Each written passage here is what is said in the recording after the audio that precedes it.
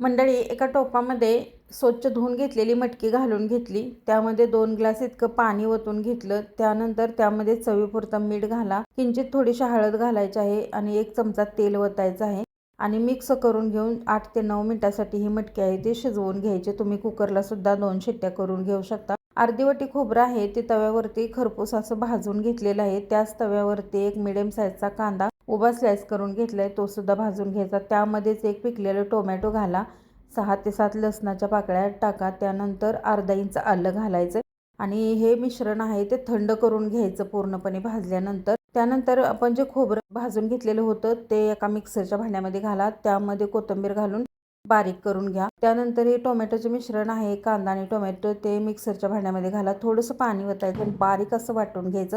त्यानंतर कढईमध्ये थोडंसं तेल ओतलं, जिरं मोहरी टाकलेले आहे आणि हा वाटून घेतलेला मसाला सुद्धा यामध्ये टाकून घ्या आणि छान असं तेल सुटेपर्यंत परतून घ्यायचं आहे. त्यानंतर जगभरातले मसाले घालायचे, गरम मसाला, कांदा लसूण मसाला, त्यानंतर काश्मीरी पावडर 1 चमचा, धना पावडर, सर्व हे 1-1 चमचा घातलेले आहे. त्यानंतर ही शिजलेली मटकी आहे ती यामध्ये ओतून घ्यायची. थोडासा कढीपत्ते 4 ते 5 पानं सुद्धा घातलेले.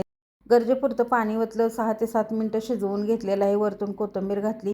मस्त असा झणझणीत असा हा मटकीचा रस्सा तयार झालेला आहे. नक्की ट्राय करा आणि कमेंट करून सांगायला विसरू नका. धन्यवाद.